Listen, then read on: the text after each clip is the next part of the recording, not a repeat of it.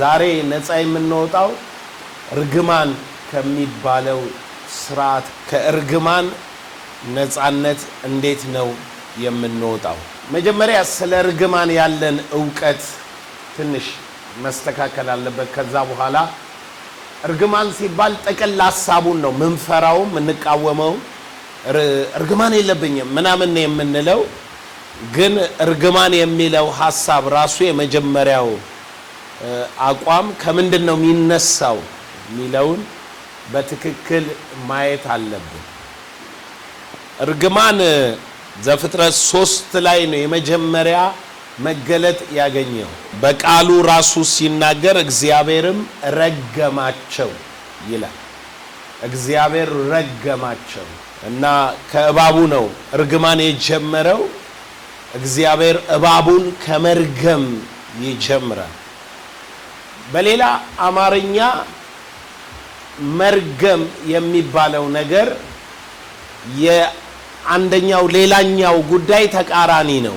ይሄ በረከት ከሚለው ተቃራኒ፣ መርገም የሚለው በረከት ከሚለው ተቃራኒ። እሱንም ማስተዋል ይኖርብናል ማለት ነው። አሁን ዝም ብሎ መርገም ብንል አይሰራም። አሁን ዝም ብሎ ረገመኝ መርገም ምናምን ብለን ብንናገር እንደ ኖርማል ቃል ወይም እንደ ኖርማል ሐሳብ አይሰራም። መርገም የሚባለው ነገር የአንድ ሌላ ነገር ተቃራኒ ነው።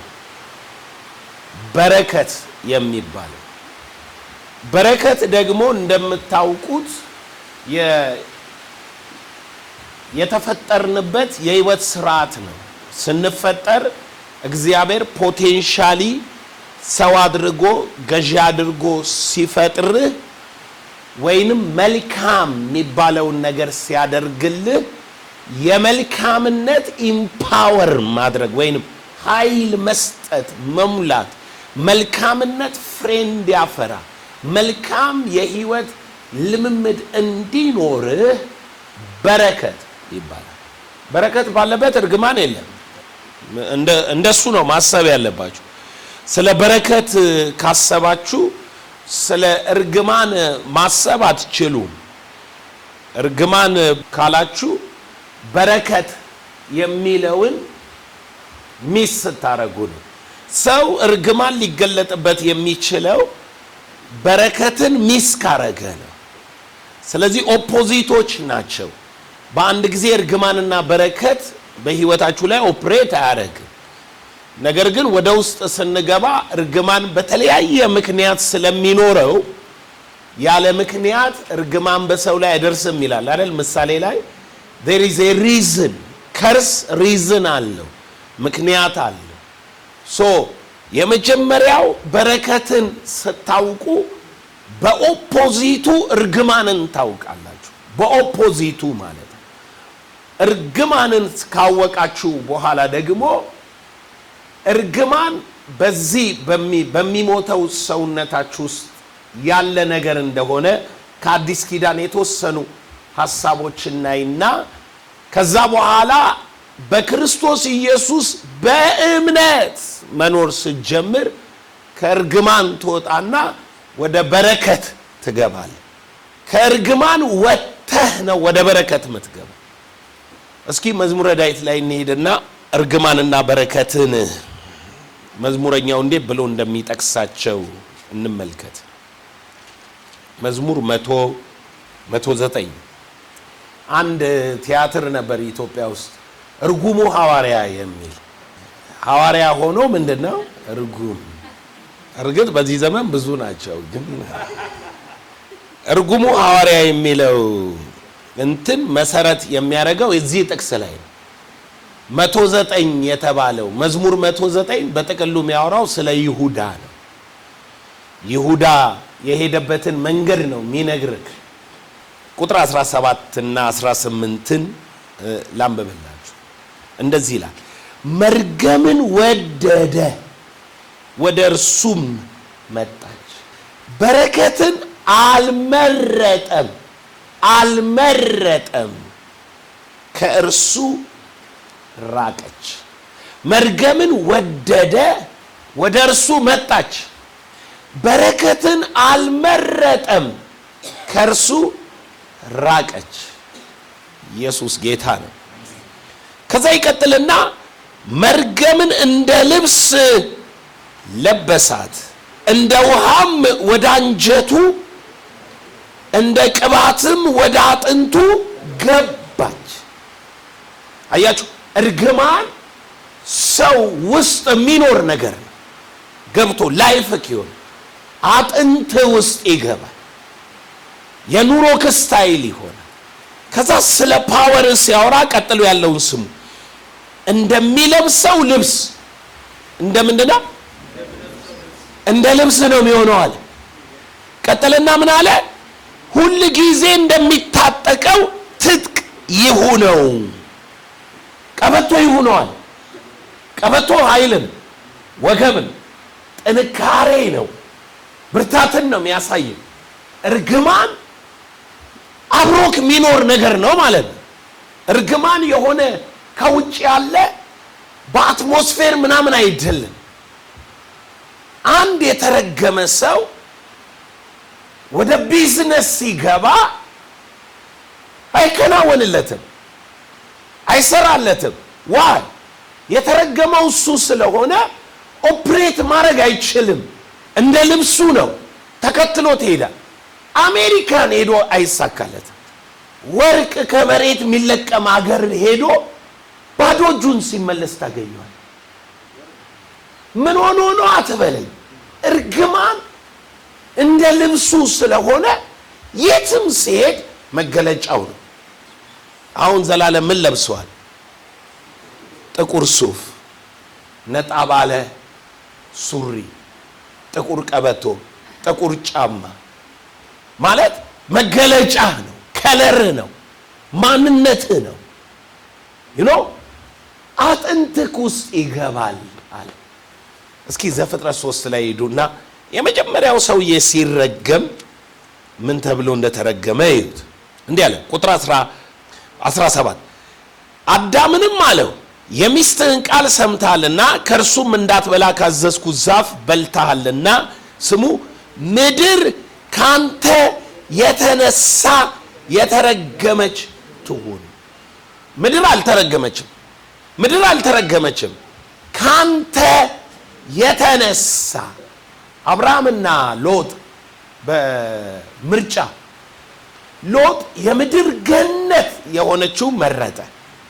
አብርሃምም ምኑን መረጠ? ምድረ በዳው። who is the blessed one? ብሩክ ማን ነው? አብርሃም። እግዚአብሔርም አለው አይኖቼን ባንተ ላይ አጠናለሁ፣ ምድረ በዳው ይለመልማል። the blessed person የተባረከ ሰው በረሃ ወደ ሆነ ነገር ሲገባ ይለመልማል። የተባረከ ሰው አሳያችኋለሁኝ። አንድ ጥናታዊ እንትን ላሳያችሁ። ጥናት አንድ ቻይናዊ ያጠናው፣ ሄዳችሁ ዩቲዩብ ላይ ማየት ትችላላችሁ። ውሃ፣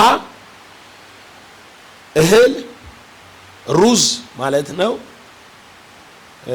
የተለያዩ ነገሮች በእንደዚህ በቦክስ አደረገና እላዩ ላይ ታስጠላለህ፣ የተረገምክ ነህ፣ እንደዚህ ነህ ሚል ጻፈባቸው።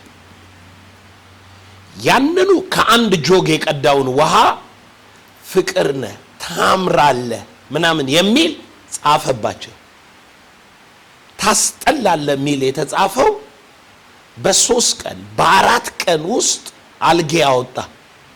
ታምራለህ ሚል የተጻፈበት ውሃ በጣም ክርስቲያል ሆነ። ክርስቲያል ማለት እንደ ዳይመንድ የሚመስል የውሃ ሞኖኪሉን ሲገልጠው የሚገልጠው እንደ ዳይመንድ ነው የሚመስሉት። ንጽት ብሎ ወጣ። ፍቅር እወድሃለሁ ሚለው እጠላሃለሁ ሚል የተለጠፈበት ውሃ በፍጥነት ምን ማለት እንደው ታውቃለህ? እሱ ስለ ቃል ነው ያጠና። ቃል ይሰራል። ሩዝ ላይ የተለጠፈው ታስጠላለህ ሚለው ትሻግታለህ ሚለው በፍጥነት ሻገተ። ረጅም ጊዜ ቆየ ጥሩ የተጻፈበት ሩዝ። ይሄ እንግዲህ ተፈጥሮ ነው። አሁን ጉድዩ ምን እንዳለ እግዚአብሔር ምድር ካንተ የተነሳ የተረገመች ትሁን፣ በሕይወት ዘመን ሁሉ በድካም ከእርሷ ትበላለህ አለውና እሾህና አሜከላ ታበቅልብሃለች። ድሮ ታበቅላለች፣ ብሩክ ሆነክ ታበቅላለች። በምን አወቅሽ እንደማታበቅል? ብሩክ እያለክ ምድር ታበቅላለች። አሜከላና እሾህ ኩርንችት አታበቅልም። ለምን አታበቅልም? you are blessed። ምድር ናት። ክፉን የሚወጣው በሌላ አማርኛ ጥቅስ ነው እየጠበቃችሁ ያላችሁ አይደል? ጥቅስ ዘፍጥረት 1:30 አንብቡ። ዘፍጥረት 1:30 ዘፍጥረት 1:30 ምን ይላል? 29 እና 30 እግዚአብሔር አለ እነሆ መብል ይሆናችሁ ዘንድ በምድር ፊት ሁሉ ላይ ዝሩ፣ በእርሱም ያለውን ምን አመልማል ሁሉ የዛፉንም ፍሬ የሚያፈራውን ዘር ያለውን የዛፉን ፍሬ ሰጥቻችኋለሁ። ምን አለ? አመልማል። ከጎን ላለው ሰው አመልማል በለ። ምንድነው? ዘፍጥረት 3 ላይ ደግሞ ምንድነው? አሜከላና እሾህ ዘሴም ምድር እግዚአብሔርም ሰውም ባረከው ብሎ ቁጥር 28 ላይ ባርኮት ቁጥር 29 ላይ ምን አለው? አመልማል ታበቅላለች፣ ምን ትላታለህ? ትበላለህ። እዚህ ጋር መጣና ደግሞ የተረገም ካንተ የተነሳ የተረገምክና ምድር ምን ታወጣለች? አሜከላና እሾህ። ስለዚህ አሁን እርግማን የሚባለው ነገር ሰውየው ጋር ነው ያለው እንጂ አሁን እርግማን የሚባለው ነገር ይሄ ውሃ የተረገመ ነው። የተረገመ የሚባል ውሃ የለም። የተረገመ ሰው ውሃውን ሲይዘው ውሃው አልጌ ያወጣል። የተባረከ ሰው ውሃውን ሲይዘው ውሃው ሙሉ ኢነርጂውን ያወጣል። ከዚህ ቀን ጀምሮ ላንተ ፍጥረት ሙሉ ኃይሉን ይሰጣል። እኔ እርግማን ንስሐ ትገባለህ። በኋላ በንስሐ ነው እርግማን ንስሐ ይፈልጋል። በምክንያት ስለሆነ የሚመጣው እና እምነት ይፈልጋል። አረግ በምን አለ? በሕግ ነው ወይስ በእምነት አለ? ከሕግ የሆነው አለ ምንድነው መጨረሻው አለ? እርግማን ነው አለ። ስለዚህ ክርስቶስ ከሕግ እርግማን ይዋጀን ዘንድ ስለኛ ምን ሆነ? እርግማን ሆነ አለና ቀጥሎ ምን ብሎ ይጽፈዋል? የአብርሃም በረከት በእምነት ለአሕዛብ ሁሉ ምን እንዲደርስ። ስለዚህ አሁን አንተ ከተባረከው ከአብርሃም ጋር ብሩክ መሆን ከፈለግ ምን ውስጥ መግባት አለብን? እምነት ውስጥ። እምነት ከሌለ ያው ትቀጥላለህ። ባለህ ነው የምትቀጥለው። ያለህ ደግሞ እርግማን ብቻ ነው። መጀመሪያ እርግማንን እንድታውቅ ብዬ ነው። ተመልከቱት ምን እንዳለ። አሁን በእርግማን ውስጥ ሰው ነው ሚለውን ነው ማወቅ ያለባችሁ። ሰው ነው እርግማን ያለበት። ካንተ የተነሳ ምድር የተረገመች ትሁን። አሁን ይሄ አገር የተረገመ አይደለም፣ የተረገመ አይደለም። ይሄ ሀገር ውስጡ ለምሳሌ ወላይታ ዞን ውስጡ ወርቅ አለ፣ የከበሩ ድንጋዮች አሉ፣ የከሰል ድንጋይ አለ፣ ለእርሻ የሚሆን መሬት አለ፣ ውሃ አለ። ተፈጥሮ ያላት ሀብት ሁሉ አለው። የለውም አይደለም፣ አለ። ኃይሏን ትሰጥ ዘንድ ምድርም ባረስካት ጊዜ ምኗን? ኃይሏን ኃይል አላት፣ ኃይል አላት። ይገባችኋል የምለው? ኃይል አላትና ኃይሏን ትሰጥ ዘንድ አንተ ምን መሆን አለብህ? የተባረክ መሆን አለብህ።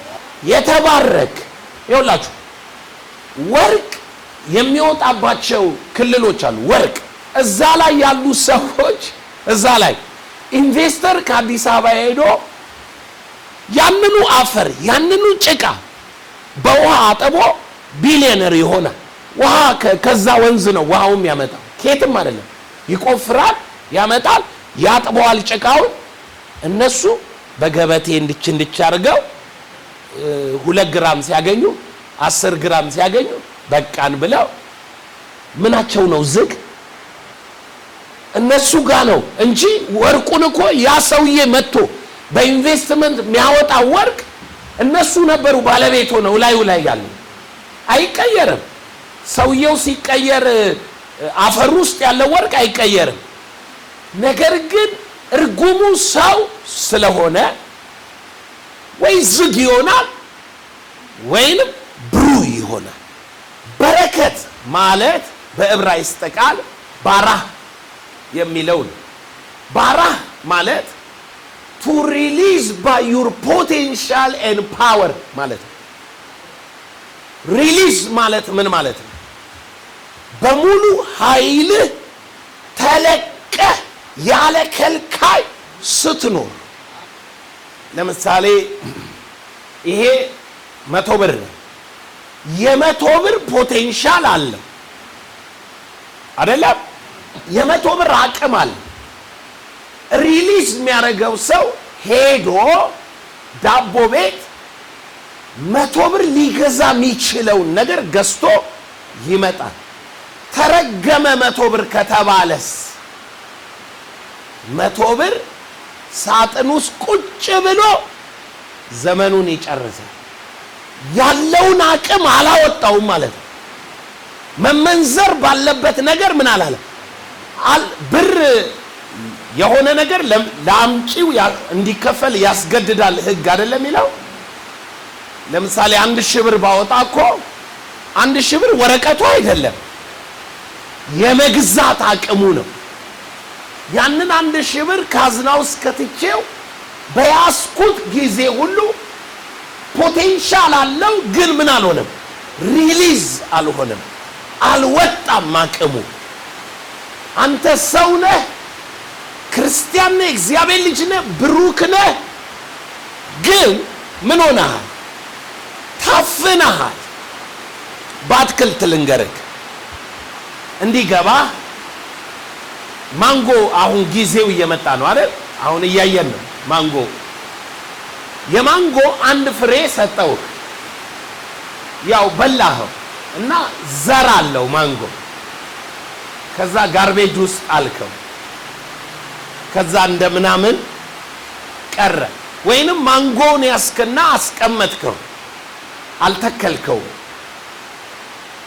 ማንጎ ማለት ያቺ አይደለም። እዛ ማንጎ ውስጥ ምን አለ መሰላችሁ? ግንድ አለ። እዛች የማንጎ ፍሬዋ ውስጥ ምን አለ? ግንድ አለ፣ ቅርንጫፎች አሉ፣ ቅጠሎች አሉ። ብዙ ቅጠል፣ ብዙ ያው የማንጎ ዛፍ ትልቅ ነው። ከዛ በኋላ ራሱኑ የሚመስል በሺ የሚቆጠር ማንጎ ውስጡ አለ እዛው አንዱ ፍሬ ውስጥ። ብሩክ ነህ ማለት መሬት ላይ ተጥለ ይሄ ውስጥ የነበረውን ግንድ ማውጣት ስትችል፣ ውስጥ የነበረውን ሪሊዝ ማድረግ ማለት to release by your potential and power። ፓወርህና ፖቴንሻል ሲወጣ ማለት ነው። ያ ማለት በአይን የማይታየው ግንድ አካል ሲይዝ፣ በአይን የማይታየው ቅጠል የለም ነበር እኮ ግን ውስጡ ነበር። ያ ቅጠል ሲወጣ እንደሱ አይነት ብዙ ፍሬዎች ሲያፈራ ምን እንላለን? ብሩክ ነው እንላለን። ፖቴንሻሉን ምን ማለት ስለቻለ ማውጣት። ኢየሱስ ጌታ ነው። የተረገመ ማንጎስ አንተ ቤት ነው የሚመጣው፣ ገበሬ ቤት አይሄድም። አንተ ቤት የመጣ ማንጎ ትግጠዋለህ፣ ቆሻሻ ዕቃ ውስጥ ትጥለዋለህ። ከዛ በኋላ ደረቅ ሆኖ ሲረጋገጥ ተፈርፍሮ ያልቃል። ውስጡ ያለው ፖቴንሻል ተገደበ። ያ ግንድ እንዳይወጣ ምን አለ አለው ውስጡ ሁሉም ማንጎች አላቸው። ግንዱ ተያዘ። የማያፈራበት ስፍራ ላይ ሆነ። የማይበቅልበት ቦታ ላይ ሆነ። ማንጎ ተረገመ።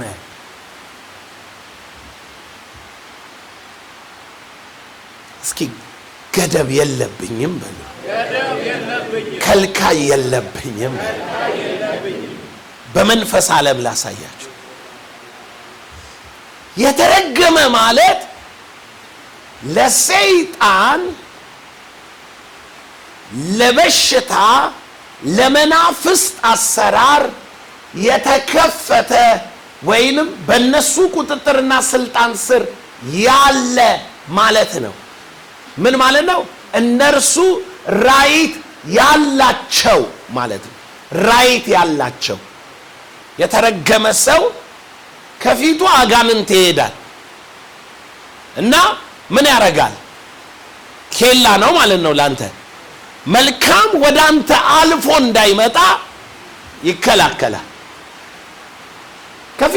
እኔ ከፊቴ ነበር የሚሄደው ድህነት። ነግሬያችኋለሁ አይደል? ከፊቴ ይሄድ ነበር። አንድ ቀን አገልግዬ ደክሞ ይመጥቼ አየሁት። ሳየው እኮ የሚገርማችሁ ማለት ነው እኔ ዞሬ ደክሞኛል አይደል? እሱም ደክሞታል። ጆከር ለማወራው ቡቱቶን የለበሰው ሙስቁልቁል ያለ ፊት ነው ያለው። ቀኑ ሙሉ መልካም ወደኔ እንዳይመጣ ምን እያለ ነው የሚውለው? እየተከላከለ ነው የሚውለው። የተባረከ ማለትስ መልካም ፈልጎ ያገኛል። ፈልጎ እኮ ነው። ከሰው መሃል ጠፍተህ ተደብቀ ያገኛል። መልካም ብሩክ የሆነ አንድ ሰው በዚህ ጉባኤ ከዚህ ቀደም በሕይወቱ ያልነበረ በረከት ተገለጠ። ከልካይ ከፊት ተወግዷል። ከልካይ መንፈስ ከፊት ተወግዷል። ባንተ ላይ ስልጣን ያለው መንፈስ ከፊት ተወግዷል። መንገድህን የዘጋ መንፈስ ከፊት ተወግዷል። አንዳንድ ሰዎች የሕግ ጉዳይ ምን እንደሆነ አያውቁም። ሕግ ማለት አሁን በአንድ ቀን አንድ ትምህርት ብቻ ስለሆነ ማስተምረው ዝልል ብዬ ልሄድ ነው። በረከት ነግሬያለሁ፣ መርገም ነግሬያለሁ። አሁን ወደ ምክንያቱ ልገባ ነው። የሕግ ጉዳይ ምን እንደሆነ አያውቁም። ራሱ ሕግ የሚባለው መካከለኛ ሚዛን ማለት ነው። አይታችኋል? ፍርድ ቤት ምንድን ነው ያለው? ሚዛን ነው ያለው። መካከለኛ ነው። ከዛ በኋላ በሕጉ መሰረት ሲፈረድ ሕጉ እንደሚለው ማለት ነው ሲፈረድ ወይ በረከት አፕላይ ያረጋል ወይ እርግማን አፕላይ ያረጋል። ከሁለት አንዱ አፕላይ ያረጋል። እርግማንም በረከትም በፍርድ ነው የሚመጡት። ፍርድ በሌለበት ወይንም ሕግ በሌለበት እርግማንም በረከትም አይሰሩ። ይገባችኋል የምለው? እንዲህ ብዬ ልንገራችሁ። ሙሴ ሕግ ነው የሰጠ። የዚህን መጽሐፍ ሕጎች ማድረግ ያንተ ፋንታ ነው። ብታደርጋቸው እነኚህ በረከቶች ይከተላል። ባታደርጋቸው እነኚህ መርገሞች ያገኙሃል፣ ይመጡብሃል። አሁን ይሄ አዲስ ኪዳን ኢየሱስ ምናምን ብለህ እንዳትለኝ፣ እሱ ላይ ገና አልደረስኩም። ነፃ ስትወጣ ነግረሃለሁ። መጀመሪያ ዕውቀት ይኑር። ያለ ዕውቀት አይሆንም። ለምን? ክፉ የሚያደርግ ሰው ፍትህ በተገለጠ ቀን ሕይወቱ በርግማን መኖሩ ግዴታ ነው። ሰረክ ልክ ስትሰርቅ ፖሊስ ያዘ፣ ፍርድ ቤት ወሰደ፣ በኖርማል ተፈረደበት፣ ተቀጣ እንላለን። 3 ዓመት ተፈረደብህ ስትባል 3 ዓመት ፈቃድህ ይነጠቃል፣ ኑሮ ይገደባል፣ ስራ አትሰራም። በቁጥጥር ወይንም ከልካይ ባለበት ምትነሳበት ሰዓት ምተኛበት ሰዓት ይወስኑልሃል። ምትበላውን እንጀራ ይሁን አይሁን እርግጠኛ አይደለሁም፣ ግን ካሸዋ ጋር ይሰጡሃል።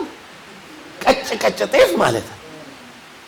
እርግማን ያለበት ሰው ፍርድ ያለበት ሰው ማለት ነው። ምክንያቱም ፍርድ አንተን ወደ እርግማን ኑሮ ነው የሚከትህ። ተፈርዶበት 5 ስታር ሆቴል የታሰረው አላሙዲን ብቻ ነው አይደለ? የሳውዲ ቢሊዮነሮች አንድ ጊዜ ንጉሱ ሰበሰባቸውና እስር ቤት ከተታቸው። የሚገርማችሁ እስር ቤቱ ሆቴል ነበር። ሰብስቦ እዛ ከተታቸው። ምን ብቻ ሆነ? ከዛች አይወጡም፣ እንዲህ አይሉም፣ ምግባቸውን ይበላሉ፣ ሩም አላቸው፣ ይተኛሉ። ምን ይላሉ? ተገድበው ተፈርዶባቸው ማለት ነው። ከሀገር አይሄዱ፣ በገደብ ነው። ፍርድ ካለ ህይወትክ የምን ህይወት እንዲሆን ነው የተወሰነው? የእርግማን። የገባው ሰው አለ? በፍርድ በሚነሳብሽ ምላስ ሁሉ ላይ በፍርድ ሲነሱብህ ረገሙ ማለት ፈረዱብህ ማለት ነው። ፈረዱብህ ማለት ትርጉሙ ኑሮክ በሆነ ቀንበር ስርና የመከራ እንጀራ ፈቃዱ የተነጠቀ ሰው እንድትሆን ተወስኗል ማለት ነው። ዛሬ አንድ ሰው ከእስር ቤት ይፈታል። አሜን። በምህረት ይፈታል። አሜን። ዛሬ በዚህ ጉባኤ ውስጥ የመከራ እንጀራ እንድትበላ በገደብ እንድትኖር የተፈረደ ፍርድ አለ። ብዙ ነው ምክንያቱ። ህግ ስለሆነ ምክንያት አለ። ለምሳሌ መሐላን አፍርሰክ ይሆናል። አንተ ወይ አባትህ ወይ እናትህ ወይ አያትህም ሊሆን ይችላል። መሐላ አፍርሶ ይሆናል። ያን ጊዜ መሐላ ውስጥ የተጻፈው ህግ ውስጥ ማለት ነው በዘርዘሬ እንዲህ ይምጣ ይላል። ምንም ሳይመስልህ ታይ ምናምን ብለህ እኔ ሌላ ሰውን በቃ አልፏል፣ ያ ቀርቷል፣ የቀረ ይመስልሃል። ኖ ያ ወደ ጀስትስ ይመጣል፣ ወደ ፍትህ። በአካል እኮ አይደለም፣ በመንፈስ ዓለም ነው እርግማን ያለው። ወደ ፍትህ ሲመጣ አንተ አታውቅም። ተፈርዷል በልጅ የሚል። ስለዚህ አንድ ያጋጠመኝ ከምስክርነት ጋር ይሻላችኋል ትምህርቱ ፕራክቲካሊ ማለት። አንዲት ልጅ አንድ ጊዜ መጣች። ዩኒቨርሲቲ 2ኛ ዓመት ተማሪ ናት። እና መጣ እንደዚህ ያለችኝ፣ አፖስትል እሱን አናግሪው ተብዬ ነው እና ዩኒቨርሲቲ ትምህርቴን ላቆም ነው አለች። ለምን አልኳት። ዩኒቨርሲቲ ውስጥ ሁሉ ሰው ስለኔ ነው የሚያወራው። ስገባ ስወጣ አጠገባቸው ሲሄድ አፍንጫቸውን ይይዛሉ፣ እሸታለሁ መሰለኝ ምናምን አለችኝ ማለት ነው። ያለችኝ እውነት አይደለም። ሁሉ ሰው ስለሷ አያወራም ይመስላታል። ከዛ እኔ የቤተሰብ ከርስ እንደሆነ ስለገባኝ ቤተሰቦችሽ ምንድናቸው አልኳት። ቤተሰቦቼ አለችኝ ቤተ መንግስት ውስጥ ቀጥታ ነው የጠየኳት። አያትሽ ምንድን ነው ብዬ ማለት ቤተ መንግስት ውስጥ እንጨት ፈላጮች ነበሩ።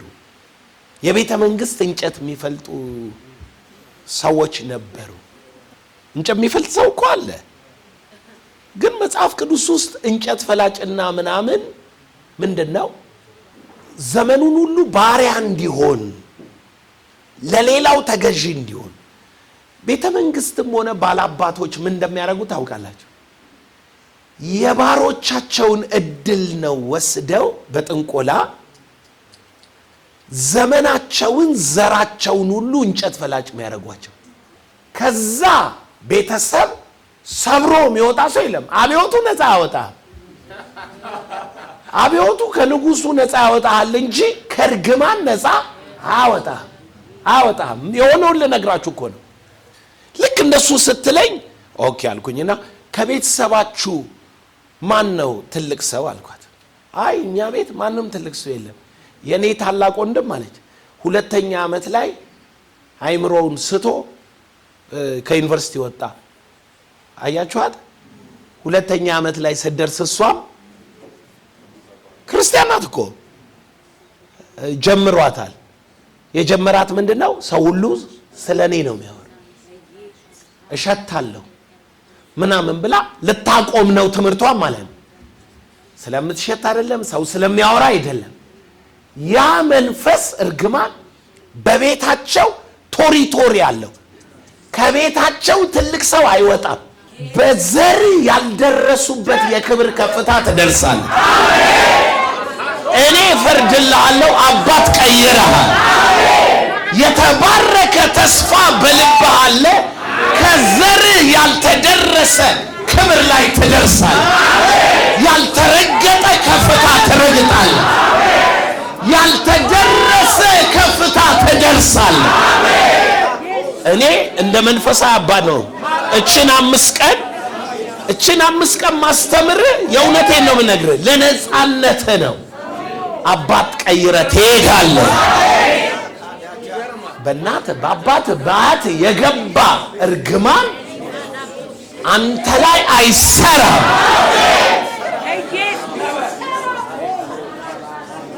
ወገኖቼ የኛ ቤተሰብም የተወሰነ ነገር ቢኖራቸውም እንዲህ ግልጥ ብለው የወጡ አገራዊ ተጽዕኖ ያላቸው አይደል። በተለይ ፋይናንሻል አቅም በመያዝ ማለት ብዙ ይደክማሉ፣ ግን የትውልድ ከፍታ ላይ ምን አይሉ አይደርሱ። ትውልድ ላይ ተጽዕኖ ፈጣሪ አይሆኑ። አሁን እኔም ዳንኤልም በትውልድ መሃል ተጽዕኖ ፈጣሪ ነን። የእውነቴን ነው ማወራቸው። ተጽዕኖ ኢንፍሉዌንስ ማለት እኮ ሊደርሺፕ ወይንም ቶፕ ከፍታው ላይ አለ ማለት ነው። ኢየሱስ ጌታ ነው። አባቴ ተጽዕኖ ፈጣሪ ነው አውቃለሁ። ጥሩ ሰው ነው፣ ስፖርተኛ ነው፣ በስፖርት ዓለም ነው የነበረው። ግን አገራዊ ተጽዕኖ አልፈጠረም። እርግማን ነው ዘሌ። አዎ ገደብ ከሆነ እርግማን ነው። ገደብ አለብኝ።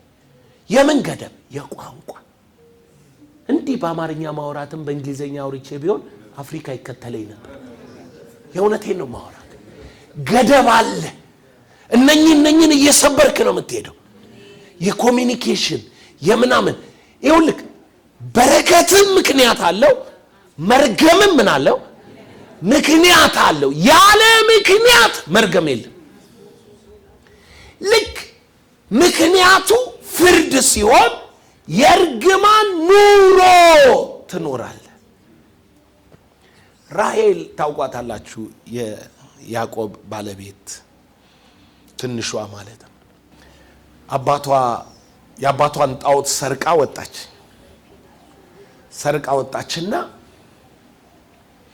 አባቷ መጥቶ አማልክቴን ወሰዳችሁ ብሎ ተቆጥቶ ሲል እንትን ስራ አስቀምጣ ላዩ ላይ ቁጭ ብላ ፔሬድ ላይ ነኝ አለች።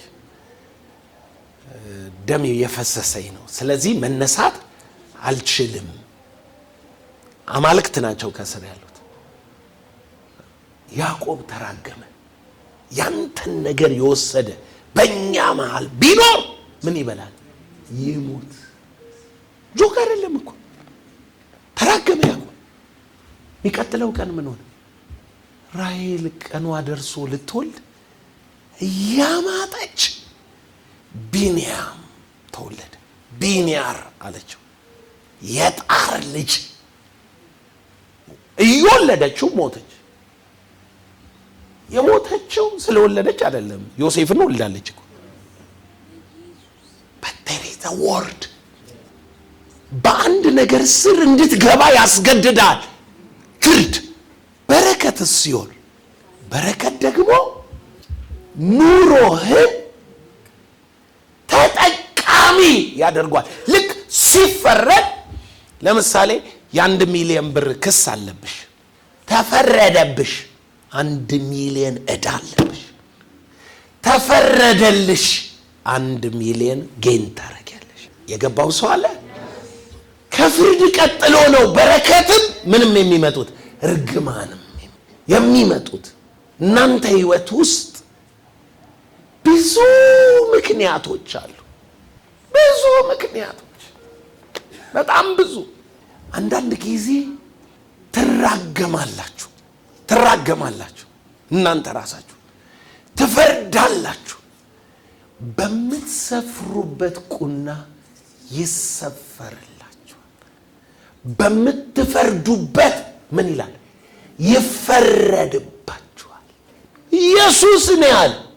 ለዚህ ነው በሰው ጉዳይ ብዙ መግባት የለብህም። በሰው ጉዳይ መግባት የለብህም።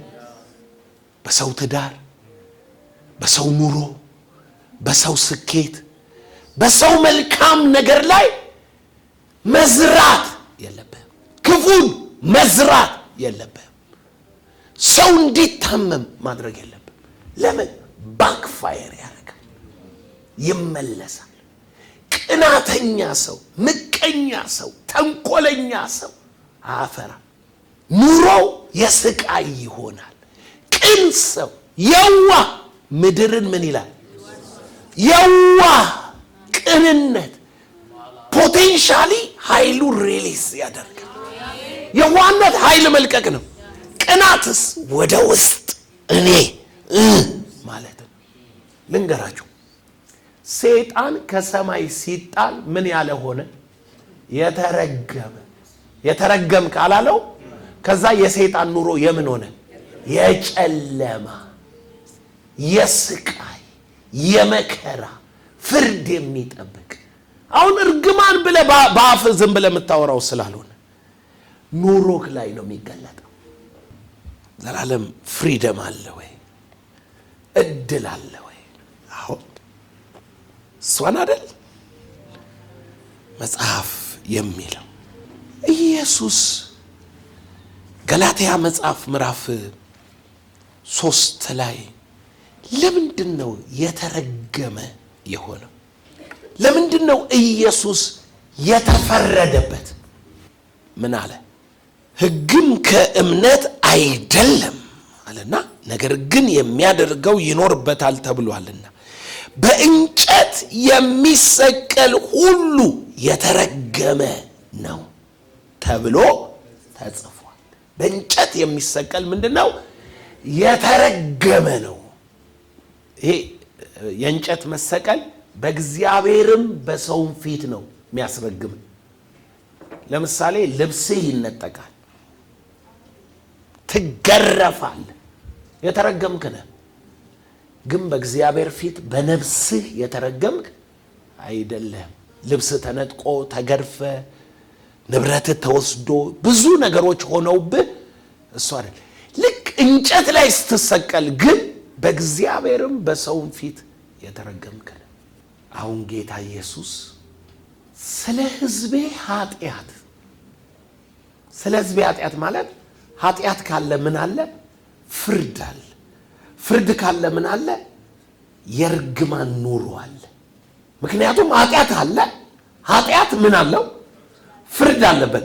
ፍርድ ካለ የምን ኑሮ ይቀጥላል? አዳምን ማየት አትችሉም እንዴ? ኃጢአት ሰራ፣ እግዚአብሔር ምን አለው? ፈረደ። ኑሮ የምን ሆነ? የርግማን ሆነ። ኑሮው ነው የርግማን የሆነ። አሜክላና ሾ፣ ድህነት፣ በሽታ ምናምን መጡበት ማለት ነው። አሁን ለየብቻ ስለምንማራቸው በሽታ የሚለውን ብቻውን፣ አርነት እንማራለን። ከበሽታ አርነት መውጣት ስላለብን አሁን እናንተ ብሩካን የሆናችሁት በእግዚአብሔር ፊት ነው እንጂ ኦልሬዲ ሰው ሁሉ የተረገመ ነው። እናቴ በኃጢአት ጸነሰችኝ፣ በአመፃ ጸነሰችኝ፣ በኃጢአት ምን አልኩ? ሰው በምንድነው የሚወለደው? በኃጢአት በአመፃ ተጸንሶ ሰው ሁሉ ነው ምላችሁ። ሁሉም ሰው ርግማን አለበት። የአዳም ርግማን፣ የቤተሰብ ርግማን፣ የኑሮ ርግማን ሰው ሁሉ ላይ ተወስኗል። በማ ምክንያት? በአንዱ አዳም ምክንያት ርግማን ወደ ዓለም ገብቷል። በእንጨት የሚሰቀል የተረገመ ነው ሲል ኢየሱስ በእንጨት ላይ ሲሰቀል እግዚአብሔር ኢሳይያስ 53 አንብቡ። እግዚአብሔር ኢየሱስን አይደለም ያየው። ምን አለ? ተጨነቀ። ቁጥር 7 ተሰቃየ፣ አፉን አልከፈተም። ለመታረድ እንደሚነዳ ጠቦት በሸላቾቹ ፊት ዝም እንደሚል በግ እንዲሁ አፉን አልከፈተም። በማስጨነቅ በፍርድ ተወሰደ። ስለ ሕዝቤ ኃጢአት ተመቶ ከሕያዋን ምድር ማለት ሕያውነት ላይፍ ነው፣ ብሌሲንግ ነው፣ ላይት ነው፣ መልካምነት ነው። ከሕያዋን ምድር ተወገድክ ማለት ጨለማ ነው፣ ሞት ነው፣ ጉስቁልና ነው። ሕያው አይደለህማ። ከሕያዋን ምድር ኢየሱስ ተወገደ። ለምን ተወገደ? መጽሐፍ ሲነግረን ምንድነው የሚለን? ስለ ሕዝቤ ኃጢአት ከሕያዋን ምድር እንደተወገደ ከትውልዱ ማን አስተዋለ? ከአፉም ጋር ከክፎችም ጋር በመቃብሩ አደረጉ። ከባለጠጎች ጋር በሞቱ ሆኗል። ግፍን አላደረገም ነበር፣ በአፉም ተንኮል አልተገኘም ነበር። ምን ማለት ነው? ለራሱ አይደለም ማለት ነው። ለራሱ አይደለም በእንጨት ላይ የተሰቀለው። አሁን አንድ ነገር ይገባል። በእግዚአብሔር ፊት ኢየሱስ የተረገመ ሲሆን በተቃራኒው አንተ ደግሞ እንዲህ እንደሚል በእውነት ደዌያችንን ተቀበለ፣ ሕመማችንን ምን ብሏል? እሱ ተሸከመ አይደለም? እኛ ግን እንደተመታ በእግዚአብሔር እንደተቀሰፈ እንደተቸገረ ቆጠር ነው።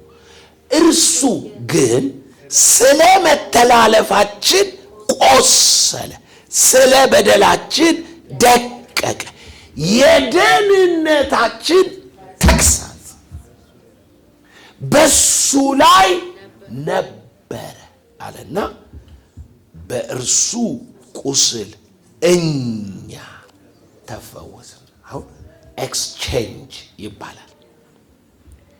ያዕቆብ 2 ልጆች፣ ዮሴፍ 2 ልጆች ወልዶ ያዕቆብ ጋር መጣ። ያዕቆብ አርጅቷል፣ አይኑ ጨልሞ፣ ቀኝ እጁን ትንሹ ላይ አረገ፣ ግራ እጁን ትልቁ ላይ አረገ። ቀኝ ኃይል ነው፣ ብሌሲንግ ነው፣ መልካምነት ነው። ግራ ደግሞ ኃይል አልባ መሆን ነው፣ ፍርድ ነው፣ ኩነኔ ነው። በቀኝና በግራ አይደለም የሚቆሙት፣ እንደሱ ነው ተምሳሌቱ። ትንሹን ባረከው እና አባቱ ምን አለ? አባዬ እንደሱ አይደለም ትልቁ ይሄ ነው ብሎ እጁን ሊያነሳ ሲል ታው አውቄያለሁ አለ። እግዚአብሔር አንድያ ልጁን ረክሞ በረከቱን አንተ ላይ ያረገ። የበኩር ልጁን ነው የረገመው። ስለ መተላለፋችን እሱ ምን አለ? አንተ ግን ምን አገኘህ? ፈውስ። ስለ በደል ደቀቀ፣ እሱ ግን ምን ሆነ? እሱ ደቀቀ፣ አንተ ምን አልክ? ተፈወስ። ሁላችን እንደ በጎች ተቅበዝብዘን ጠፋን። እግዚአብሔር የሁላችንም በደል በእርሱ ላይ አኖረ። እግዚአብሔር አሁን ሁሉ የተረገመ ነው ብያችኋል አይደል? በክርስቶስ ሁሉ ሰው የእርግማን ዋጋው ተከፍሏል። አሁን ምን ይገባል ማለት ነው? የስ በእግዚአብሔር ኤክስቼንጅ ምክንያት፣ ለውጥ ምክንያት አባቴ የሰራው ስራ፣ አያቴ የሰራው፣ እኔ የሰራሁት ከፍርድ የተነሳ ፍርድ ነው ወደዚህ የሚያስገባ ከፍርድ የተነሳ የመጣብኝ ነገር ሁሉ በኢየሱስ ክርስቶስ በእግዚአብሔር ፊት፣ በሰው ፊት አይደለም። በማ ፊት ነው? በእግዚአብሔር ፊት ተከፍሏል። አሜን። ምን ብሏል? ምን ብሏል? ስሙ እንግዲህ ከጨለማ ወደ ብርሃን፣ ከሰይጣን ስልጣን ወደ እግዚአብሔር። ኢየሱስ ጌታ ነው። ከእርግማን ወደ በረከት፣ ከአለቆችና ከስልጣናት ኃይል ወደ ፍቅሩ ልጅ መንግስት፣ ከሞት ወደ ህይወት ኤክስቼንጅ። እግዚአብሔር ምን ብሎሻል? ቀይሮሻል። አሁን ማወቅ ያለብህ በማ ብቻ ነው? በክርስቶስ። በክርስቶስ ብቻ ነው። ለምን? እግዚአብሔር ፊት አበበም ከበደም በማንነቱ ከመጣ ምን ያለ ነው? የተረገመ። በእግዚአብሔር ፊት የእርግማን ዋጋ የተከፈለው በምን ብቻ ነው? በመስቀል ላይ ብቻ ነው። በመስቀል ላይ ብቻ ነው። ከመስቀሉ ውጪ እርግማን የተወገደበት ቦታ ተሰብስበን አምብሩክ አምብሩክ አምብሩክ አምባሮክ አምባሮክ ብትል አይሰራም። የሚሰራው መስቀል ላይ ብቻ ነው።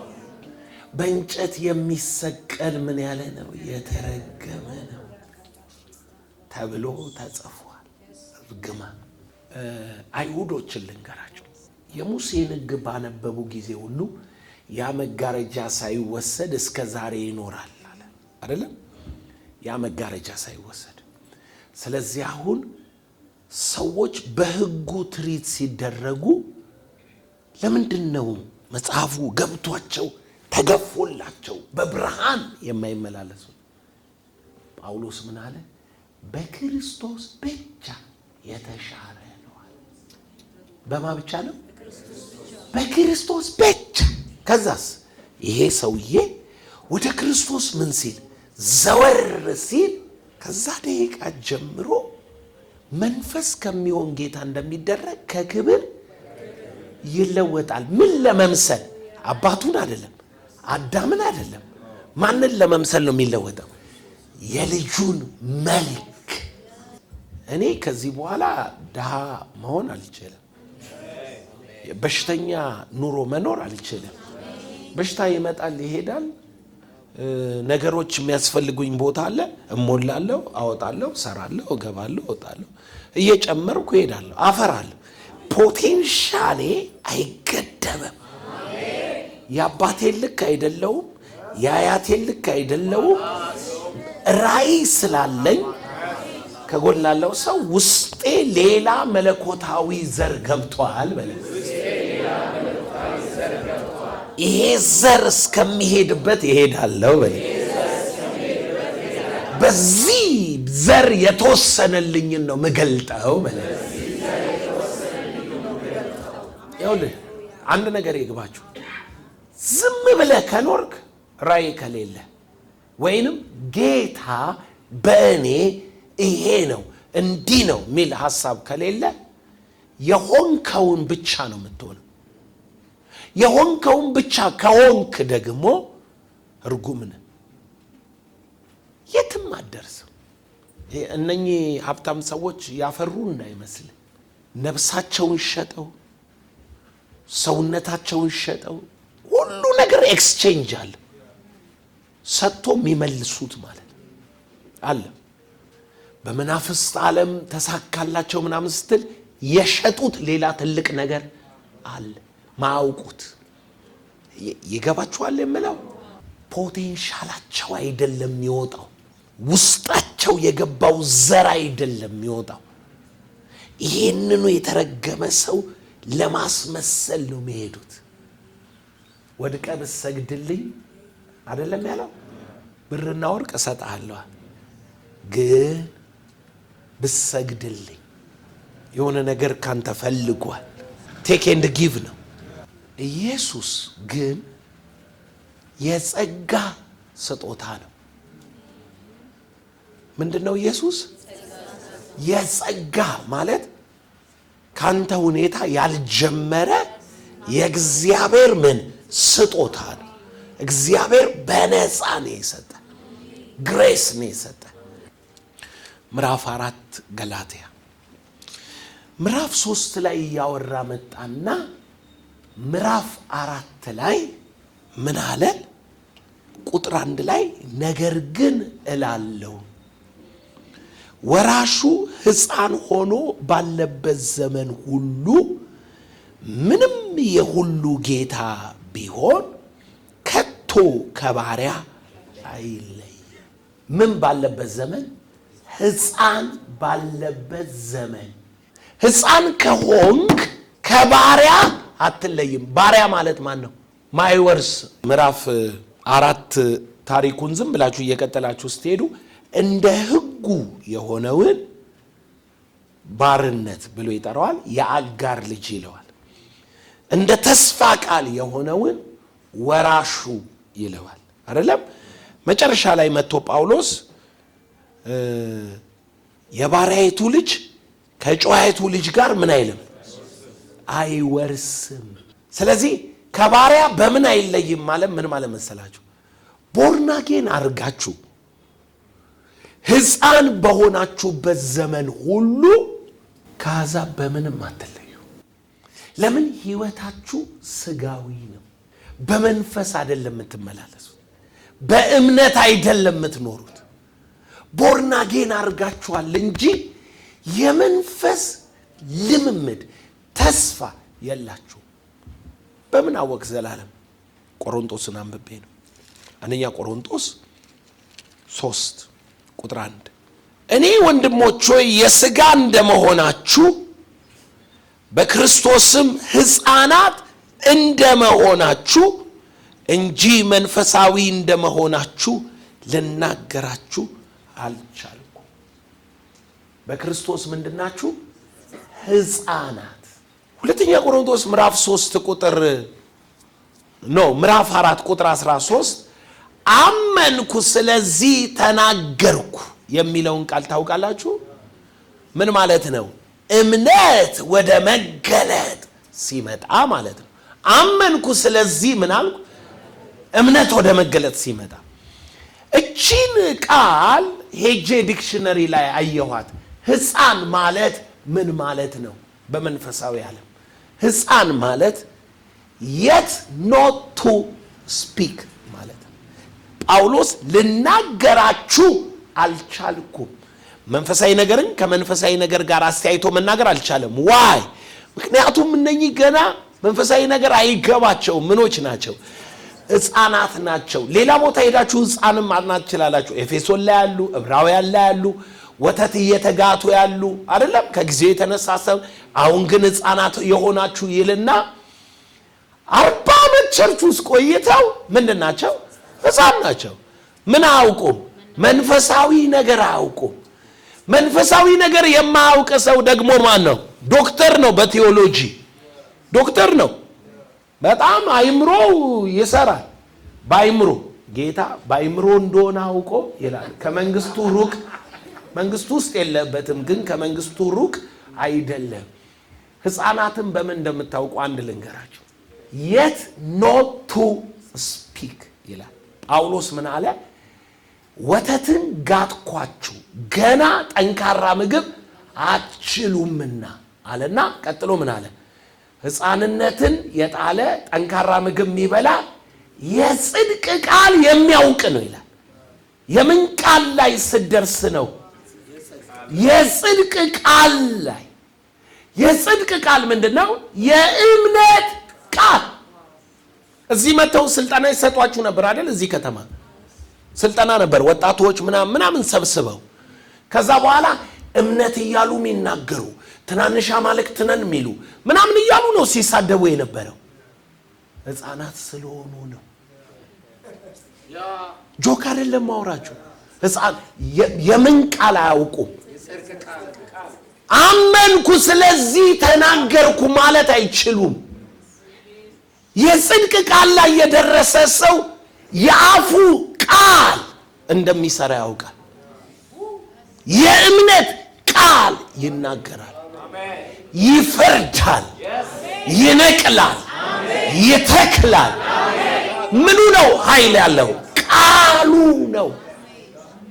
እነሱ በእግዚአብሔር ቃል ይሸውዷቸዋል። ይሄ ቃል እዚህ ውስጥ ገብቶ በእምነት ካልተነገረ አያድንህም።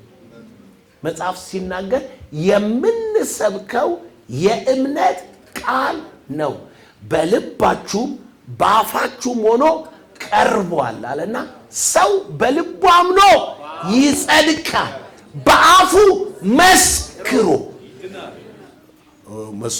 ኢየሱስ ጌታ ነው ብራዘር ተቀበል። ይህ የጴንጤ ምስክርነት እሱን አይደለም። መስክሮ ቴስቲሞኒ ክራይስት ኢዝ ዘ ሎርድ።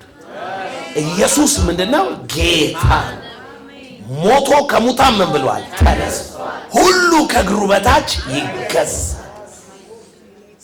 እንዳታድግ አፍን እንዳከፍት ሕፃናት አድርገው ያስቀረዋል። እንዳትተነብይ ማለት ነው በሌላ አማርኛ። ከጎን ላለው ሰው ትንቢት ስሰማ በለ፣ ትንቢት ስሰማ በለ፣ ያለፈው ኑሮዬን በአዲሱ ትንቢታዊ ኑሮ መንገዴ ይቀየራል። እኔን የቀየረኝ ምን መሰለ? እኔ ስፖርተኛ ነበርኩ። እኔ ብሔራዊ ቡድን እጫወት ነበር። እኔ በስፖርት ዓለም ብቀጥል ከዘመኑ ጋር አብሬ ነበር ማድገው። ግን ልጅ እያለሁ ትንቢት ተነገረኝ። ለኢትዮጵያ መጎብኘት ቁልፍ ነህ ተብሎ፣ ትውልድ እንደ ሙሽራ ይጠብቃል ተብሎ፣ ባንተ ብዙዎችን አስነሳለሁ ተብሎ ትንቢቶች ሲነገሩኝ የአባቴን መንገድ ትቼ በትንቢቴ መንገድ ሄድኩ። መድረሻዬ ከሱ እሱን ገድቦ የያዘው መንፈስ እኔን አያገኘኝ። መንገዴ ሌላ ነው። መንገዴን የቀየረው ምኑ ነው? ትንቢቱን ባልሰማስ በዛ መንገድ ነበር መሄድ። በጌታ በኢየሱስ ስም በዚህ 5 ቀን መንፈስ ቅዱስ ዴስቲኒን ይነግርሃል። ስላንተ የሚያስበውን ይነግርሃል። በክርስቶስ የተፈጸመውን ይነግርሃል። የተጠራበትን በረከት ይነግርሃል። መድረሻ ይቀየራል። ፍጻሜ ይቀየራል። ኑሮ የእምነት ይሆናል። ሕይወት የትንቢት ይሆናል። እንደ እምነት መጠን ትንቢት፣ እንደ እምነት መጠን ትንቢት ይነገራል።